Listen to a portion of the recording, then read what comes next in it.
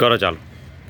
નમસ્કાર, જિજ્ઞાસાબેન હરિવર્ધન પ્રજાપતિ, બિંગુચા પ્રાથમિક શાળા, તાલુકો કલોલ, જિલ્લો ગાંધીનગર.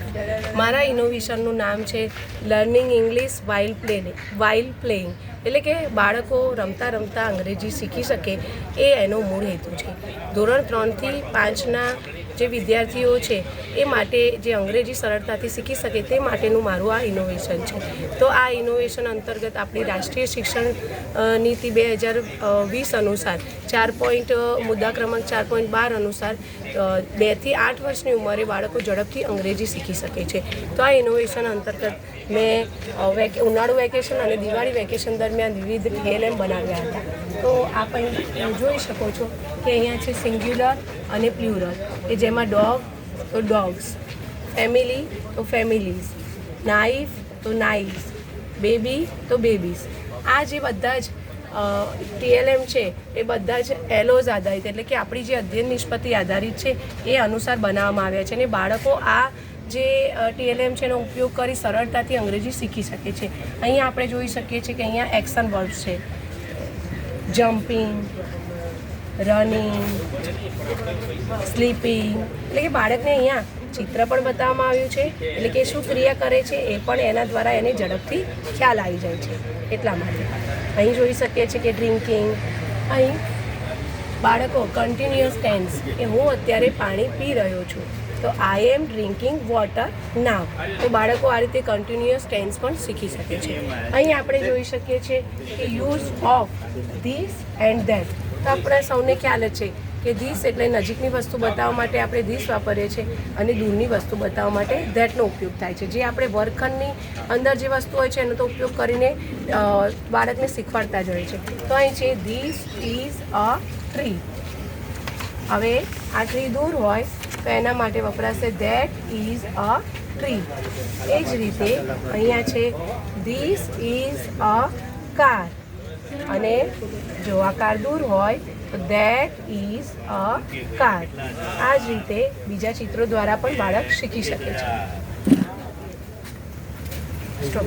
આ જ રીતે એક ઓપોઝિટ વર્ડ માટે બી બનાવેલું છે, કે અહીં જોઈ શકીએ છીએ ફાર તો નિયર, પછી આ રીતે ફેરવીએ તો ટોલ તો શોર્ટ, અહીં યંગ તો ઓલ્ડ, ઓપન તો ક્લોઝ.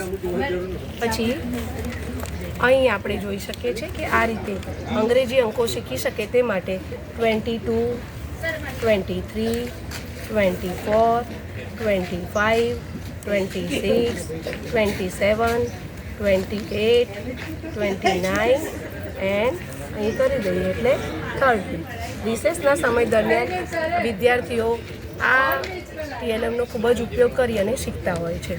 આ ઉપરાંત હું મારા વર્ગખંડની અંદર ધોરણ 3 થી 5ના બાળકોને જ્યારે બી મારો પણ પીરિયડ હોય ત્યારે હું જાઉં ત્યારે વિદ્યાર્થીઓ દરેક બાળક, ધારો કે 40 બાળકો હોય તો 40 બાળકોએ અલગ અલગ સ્પેલિંગ બોલવાના, એટલે કે એક બાળકનું એક સ્પેલિંગ થાય એટલે 6 દિવસના 6 સ્પેલિંગ થાય. તો મહિનાના 25 દિવસ ગણીએ આપણે કાર્ય દિવસ, તો 25 × 150, એટલે કે એક બાળકનો 150 સ્પેલિંગ તૈયાર થાય, એટલે કે 150 શબ્દ ભંડોળનો એનો વિકાસ થાય છે. અને આ જ રીતે બાળકની આ રીતે પોતાની પોકેટ ડિક્શનરી પણ બનાવી છે, કે જેમાં વિદ્યાર્થીઓ આપણે A થી Z આલ્ફાબેટ મુજબ એ પોતાના સ્પેલિંગ જાતે બનાવીને લખે છે. અને આ રીતે આ ડિક્શનરીનો પણ એ ઉપયોગ કરે છે. આ રીતે ધોરણ 3 થી 5ના દરેક બાળકને ડિક્શનરી આપવામાં આવી છે.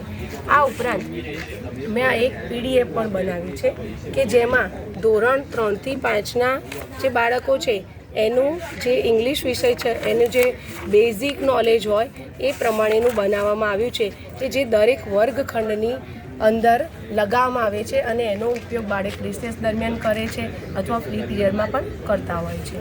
આ ઉપરાંત બાળકોને વિવિધ ગેમ્સ રમાડવામાં આવે છે, કે જેની અંદર પણ તેઓ અંગ્રેજી શીખી શકતા હોય છે. વિદ્યાર્થીઓને વિવિધ ફ્લેશ કાર્ડ પણ બનાવવામાં આવે છે, જે બાળકોને લગાવીને એના ઉપરથી સ્પેલિંગ બનાવતા હોય છે. તો આ ઇનોવેશનનું જે મૂલ્યાંકન છે એ કસોટી દ્વારા કરવામાં આવે છે. પછી એનું મૂલ્યાંકન આપણે જે એકમ કસોટી હોય છે તો એ એલોસ દ્વારા પણ સિદ્ધ થઈ જતું હોય છે.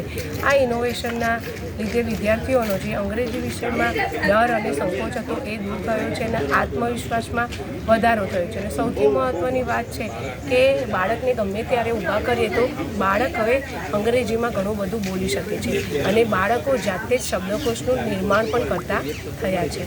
અસ્તુ, આભાર.